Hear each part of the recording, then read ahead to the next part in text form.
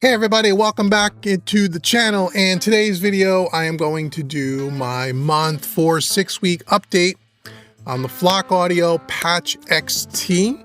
People have asked me in my other videos around the Flock since we've installed it, what do I think of it? I've been using it a while, what do I think? And I told you guys when we first got into the Flock that I was going to periodically make a video and just kind of give you different stages and how, different milestones, and as I've been using this thing, what do I think? Have any issues come up?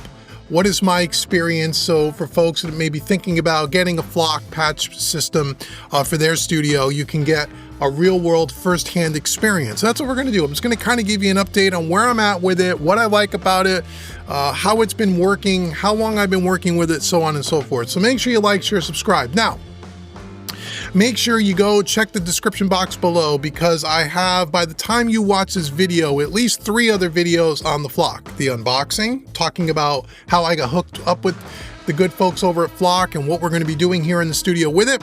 The install process with my good friend and buddy David S.J. came down from New York and we installed it together. We did a whole 45-minute video on that. You can check that out. And then also a little bit more of an in-depth look at how you use the Patch DX application, the software, to control the Flock and all of that. So those 3 videos will be linked in the description box below. There may even be a 4th, depending on when this video goes live versus when I record the other video. I'm getting ready to do some videos for YouTube, actually with a session, showing you how I use it in a real world scenario. There may be one of those videos, you can check below. If not, there's one coming shortly. So make sure you go check out all that other stuff. Hey there, friend, I hope you're loving the video. Guess what? We're now in 2025 and I have some super exciting news to share with you. I'm officially accepting new clients for mixing, and I'm on the lookout for talented artists just like you. Head on over to mixingmusicanalog.com. The link will be in the description box below to check out some of my latest work. Once you've had a look around, shoot me an email and let's schedule a Zoom call to chat about your music and how we could take it to the next level. Now let's get back to the video. For folks that have not seen those other videos yet, just so you know, it's not a sponsored video in that, well, let me explain. So as I said in the other videos, I'm 100% transparent. I reached out to Darren over at Flock Audio. He sent me the Patch XT as a loaner unit with a kind of, what is it, like a lease with an option to buy after a certain period of time. But right now it's on loan. If I want to buy it, I can buy it from him. We have not talked about a price, and I have not paid anything for the unit yet. And there's been no official agreement on what I'm going to do with the Flock XT. I wanted to try it, I wanted to put it through its paces, I wanted to make a bunch of content for you guys, and I wanted to see for myself, is this something that could really be integrated well in a large studio with a console? Most of the videos that you've seen on YouTube are guys that have the smaller units with only a handful of pieces of hardware on YouTube, and that's great. You can check out, guys like Cole Caparoon and David over at Mixbus TV. They've all done videos, and there's others, but they've all done videos on the Flock patch system. But the smaller system, I've not seen anyone do a video where they had an SSL and all this hardware, although maybe by now there are videos out there. So when I hooked up with Darren over at Flock, that was kind of my thing. Can I really integrate it? Do we have enough I/O and all that stuff? And that's how I got into it. And so they sent me one on loan. And it's on loan for a period of time until I decide whether I want to keep it or not. We haven't had it long enough to put it through its paces enough, but I'm here to tell you what I've learned thus far. So it's not sponsored in that I'm not being paid for any of the video content on the Flock system at all. I don't get any kind of commission or anything if you go out and buy one of their products at all. Well, let me take that back. I am an affiliate of Sweetwater, so if you do buy it from Sweetwater with my affiliate link, I would get a commission from Sweetwater, and I thank you so much in advance. I'll leave that link in the description box below, so you can buy anything from Sweetwater, and I'll get a commission, and thank you so much. But there's no agreement with Flock where I sell a unit, I get $100. Oh, there's nothing like that, okay? So this is coming from, it is sponsored that it's borrowed, which I'm probably gonna buy at one point, but I don't get anything for it whether you go out and buy one or not. So I just wanna be 100% transparent with that. So let's talk about how long I've been using it. So as I sit here and record this video, I've been using the Flock pretty much daily for about 4 weeks. No, about 6 weeks. I've done 4 client projects in those 6 weeks, mixes with the Flock audio since I've installed it, videos, as I mentioned a few minutes earlier. Thus far, I haven't had a single issue with it, knock on wood, thank goodness. The application hasn't crashed on me once, hasn't froze up on me at all. In the early testing stages, I tried to get the application to crash where I would drag stuff in and out, and you can see the video where I show you how to use the app. I tried to work it quickly, try to move things around, to try to get it to kind of hiccup or blip or whatever. It hasn't. Every single time I close and open the application, it boots right up. I haven't had any connection issues with it, which is one of the things I thought, oh, could I have a problem with the application talking to the hardware? And the hardware is sitting right in the rack. You can see the little blue light right there. No issues whatsoever in those 4 projects that I've worked with it. So it's been great. App has been reliable. There's been no crashes, nothing like that. So you can rest assured that at least thus far, it's been super reliable, which is great. Again, it's only been 4 to 6 weeks.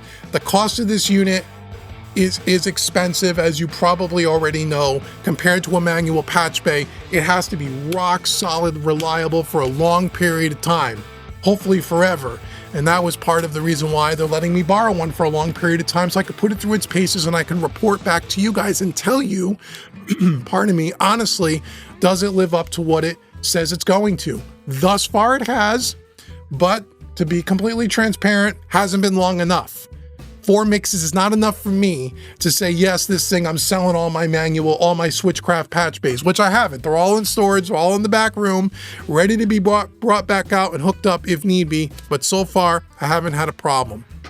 Now, let me tell you about a couple of things, the thing that I really like the most about it. So obviously, what's great is you don't have any cables and the big spaghetti wires. You don't have to go manually patch stuff in and out and all of that stuff.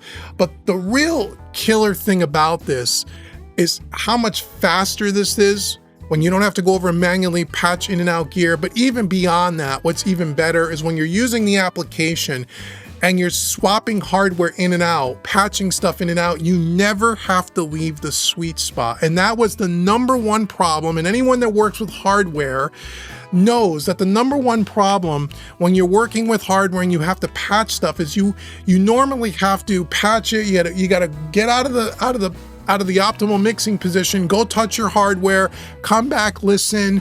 Then if you may have to go over there, hit the bypass button, come back, listen. Oh, you want to try another piece of gear, you got to go unpatch something, repatch something, come back and listen. And once you've made that second patch, you forgot what the first piece of gear already sounded like.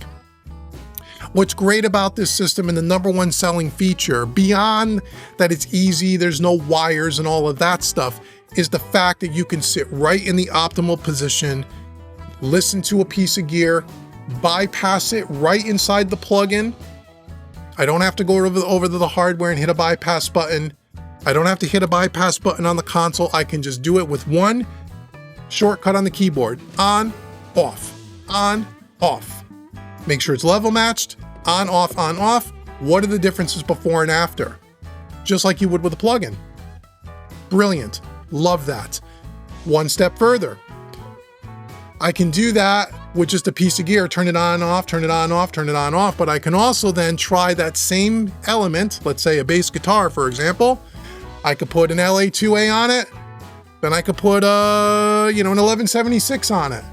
And I can switch from one compressor to the other in real time, just like that, and hear the instant difference if I want to.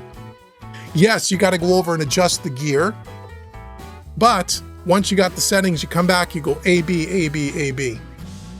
That is brilliant. That has made not only the workflow faster, yes, but what I found is that I'm being more creative with my hardware now in my mixes. One of the things that I did not like about patching things manually, like I talked about going back and forth and unpatching and repatching, and then if you have scratchy cables and all of that. But what I found is it took time, and you don't think it takes that much time, but if you're working with 15 pieces of hardware that you have to unpatch and repatch, it's a lot of time patching cables. And what I ended up finding was I wasn't experimenting or exploring or being as creative in a mix as I normally would be. I would find my go-tos like you probably do with plugins, like I used to do with plugins. Like, okay, my lead vocal, I know it's going to be a blue stripe with a Pultec. And it would always be a blue stripe with a Pultec. I never took the time, at first I did, when I first got into analog, I would go over there and I would try 4 different compressors on a vocal. Back and forth, back and forth, back and forth, and I would experiment more. But it took so much time that what I realized, especially when you're working with client projects, time is money, is that you wouldn't experiment as much. You'd find your go-tos, you would just live with them. And honestly, I'm actually a little embarrassed to say this, some of my gear and my racks didn't get used for months because I found the pieces that I really liked and I kind of just stuck with it and ran through it, because the whole patching and unpatching and having to go back and forth and not being able to truly A/B the stuff was a pain in the ass, excuse my French. And so I fell into that trap where I just tried to find the stuff I liked and I made it quick, to the point where I was almost ready to sell a third of my gear, because in a mix, in a typical mix, unless it's a huge session, in a typical mix, I don't use all the gear that's here in any one mix. I'll use like maybe a third of it in a project, depending on what that project needs. Everything has its own purpose. But now with the Flock, it made it so much easier to just be able to do some of that experimentation and not take so much time. So for example, on a lead vocal, maybe I'm not always using a blue stripe and a Pultec. Well, what would happen if I didn't use the blue stripe, but I used the Game Lab Audio Governor, the tube EQ, or the tube compressor, excuse me. I can instantly switch back and forth. I can A/B that very quickly. Or something else. And what I found was I was using all of the gear more, and I was finding different creative sounds depending on what that mix called for, and I could do it much easier. And I'm getting more use out of the gear, and I'm also now learning my tools, those tools better, what they work on well, what they don't work on as well, what I like, what I don't like, because I don't have to manually go patch everything and swing my chair back and forth. And even if you had a setup, which I don't because I have a console, but even if you had a setup with all the gear in front of you, like I see some guys like the Cole Kappa Rooms, which got a beautiful studio, by the way, and he has a mastering desk set up, I think, and he has most of his gear right in front of his fingertips. That's great. But he's still got to go down and patch and unpatch. And you don't get that A/B comparison. For me, with a console, I have to actually go across, not too far, but I got to go 4 or 5 feet away, do all the patching. As I said, it's not as easy or as quick. And therefore I found that now with the Flock, I'm using more of the gear more often. It doesn't mean I'm using more pieces of gear in a mix, but I'm using different pieces and I'm experimenting more and I'm getting more creative. And it's more inspiring because I don't have that friction point, the friction point of cabling and getting in and out of the sweet spot. To me, that is the biggest benefit of a system like this, a huge benefit. And I feel that the longer I work with it and the longer I do that experimentation and able to try things very quickly, the better you get at your tools, the better you get at engineering, the better your ears get dialed in. I just think that whole process just makes you better at the craft. Some people might not agree with that, but I really believe that. I really, really, truly do. And so, yeah, so that's been my experience. It's been a wonderful experience so far. I'm really enjoying it. I don't know how you go back to a manual patch bay after working with this. I don't know how you do it. It's going to be hard for me to give it up. I'm going to be honest. But it's expensive. And so let's talk a little bit about that. And let's talk about the two common things that I get asked about all the time. And somebody will ask me in this comment. And I encourage you to ask me questions about the system below. I will do another follow-up in another 4 or 6 weeks. And if there's things that I haven't addressed in this video, I'd like to try to answer them in the next video. But the two questions that came up from the very beginning, and I addressed both of these in the install video. You can go check that out. I think that was the only video that I addressed these in. But anyway, number one, people asked about the fan noise, that there's there's a fan inside of the Flock, and there is, and that it's loud. And is that a problem? And as I said in that video, there is a fan inside of there. In the application, in the settings section, there are ways to turn the fan off if you want to. You could put it into a mode called emergency mode, I believe it's called, where it only turns on when it heats up. And then there is a low setting, a low speed, and I believe a medium speed that runs continuous. I keep it in the continuous medium speed, so it's running all the time for no reason other than I feel like that's probably a good thing to do to keep it cool, because it does get a touch warm if it's running all the time. I never power it down. I leave it on all day long, just like an audio interface, so it's on all the time, and according to Flock, you can do that. It shouldn't be a problem. The fan noise is not as loud as people have made it out to be, at least people that have talked to me or things that I've read on the internet before, you know, reading on the internet before I got it in the system. I thought when I first got it, it was going to be super loud and unusable, but that's not the case at all. The Flock is about 6 or 7 feet away from me. In this room with all the acoustic treatment, it's a very, very quiet room. I mean, it's dead silent in here unless I'm yapping. And if I completely shut up for a second and really listen, I can barely hear that fan running. And now again, it's on the highest setting, the medium setting, it's running continuous. If I cranked it down one setting, I probably wouldn't hear it at all. It is low enough that it does not affect me when I'm mixing, not even a little. In the install video, I put my iPhone up to it so you guys could hear it, and I did hit it with a decibel meter, and I think it was running at like 30 dB or something like that. It was below, right around the ambient room noise. It was a non-issue is what I'm trying to say to you. However, I will say in full transparency, and just to be completely honest, because that's what we do here, if you're someone who had a setup where you had a desk and your Flock was right next to you, let's say this was like a mastering desk that we talked about a little earlier with all my gear in it, and I had the Flock right here in front of me, and I had it on the medium setting running continuous, and I had my speakers here and I'm mixing, would that be an annoyance? Probably. In that case, I would say you either want to turn down the fan or put it on emergency mode.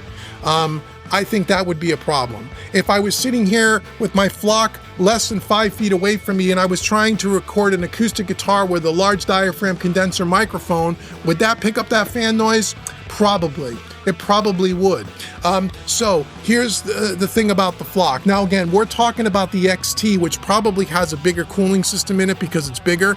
On the smaller units, the smaller systems, this may not be as much of an issue, but if you had the big boy like I have, the fan might be louder. I don't know because I never tried one of the smaller ones. So here's the thing about the Flock that I would tell you. Number one, you don't need to have it anywhere near you. You can have it in another room, because as long as your cables reach, as long as you have the cabling set up to do that, I don't even need to have it here.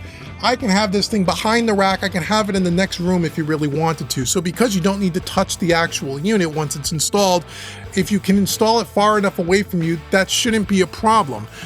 The other thing is, if you can't do that and you had to have it nearby and you were going to record that acoustic guitar, I would say go into the app, shut the fan off, do your recording, and then turn it back on. In other words, I don't feel that that's a big issue. It's not nearly as loud as people want to lead you to believe online. Is it an issue? It isn't for me. Could it be for you? Everybody's a little different. For mixing, absolutely not. For recording, depending on the circumstances, maybe. That's the whole deal with the fan. The second thing that comes up all the time, and I've talked about this in a live stream about 3 or 4 weeks ago extensively. Again, I'll link that in the description box below. I think I spent about 15 minutes talking about this, and I won't talk about this topic for 15 minutes, maybe 5 minutes. Go watch the full rant on the live stream. But again, you read on the internet and some people will say that the Flock, the way they process stuff and the signals and whatnot, they're using VCAs inside of their box. And some people will say or feel that or ask that, does it color the sound in any way? That if you use a different type of product, and the only other product that I know that's out there that's a competitor in the digital patch-based space is the Wolf Audio stuff, which I've never used, but I guess they do it a different technology. They do things with manual relays or something like that, and Flock does it a little bit different. And some people say the relays are better because it doesn't color the sound. They don't have a fan. The Flock colors the sound. And as I've said before, if it's coloring the sound, I don't notice it. I didn't do a test where before I put the flock in, we printed a mix, and after we put the flock in, we printed a mix. And does it color the sound? I didn't do that. I will say that I have never done a scientific test. I will tell you that there have been a couple of YouTube videos by some people I mentioned earlier that said one person said that it didn't color the sound at all. And they did a test. I believe that was Cult's video. Again, I don't know Cult personally, but he seems like a pretty reputable guy.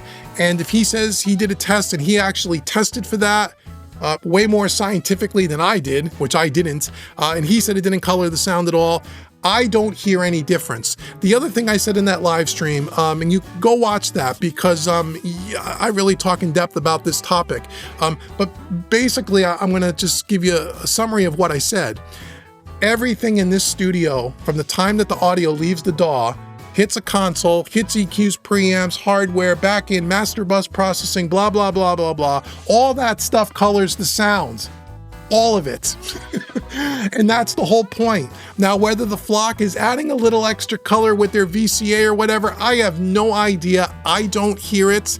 My guess is it probably doesn't, but I'm not a technical engineering geeky guy inside the box.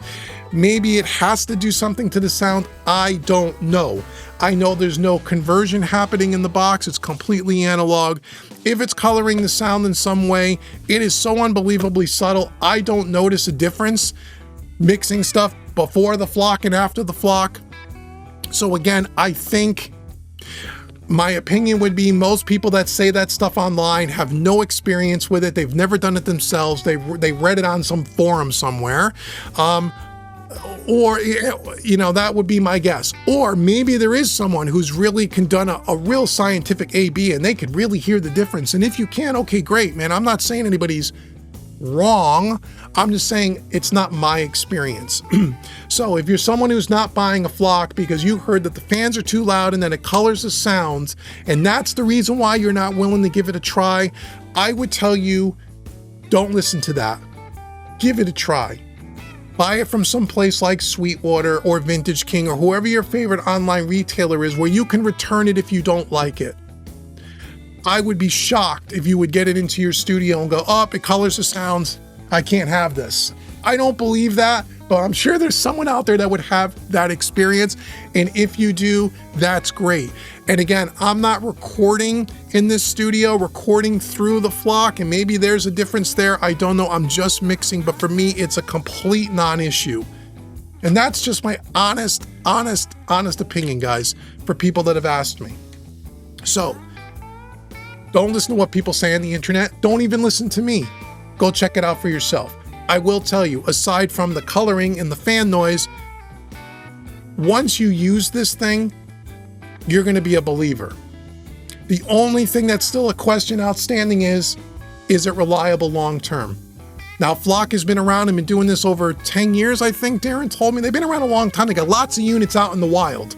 So I've never seen a review or a YouTube video of anyone posting about a Flock audio system that was defective, broke down, didn't work for them.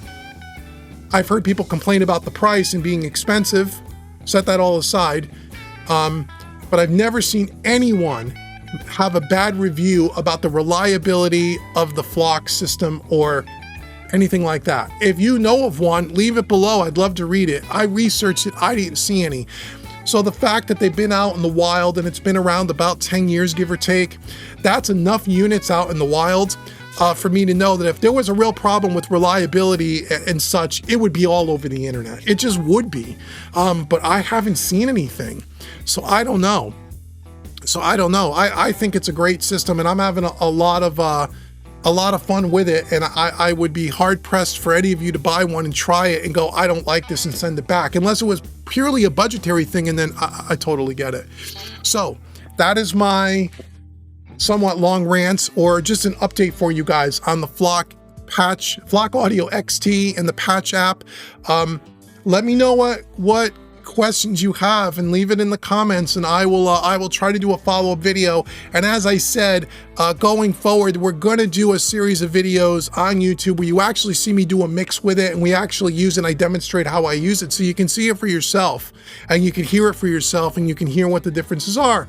And then at one point, I think we're going to try to get Darren from Flock on a live stream to answer all your questions. So maybe some of you geeky guys that want to talk about the inner workings and the technology of what the hell's going inside that box, you can ask him, because I don't know. I'm a simple man. Does it work? Yes. Does it work well? Yes. Is it easy to use? Yeah. Does it make things easier and more convenient when I'm mixing? Absolutely. Am I getting more benefit out of some of my gear that I wasn't using because it's easier to use than a manual patching system? Without a shadow of a doubt. That's my opinion. Leave all your questions and comments below. Let me know what you think. And until the next update, I've been Dave with Mixing Music Analog and mixingmusicanalog.com. Thank you so much, everyone, for listening to me today. And I'll see you guys in the next video.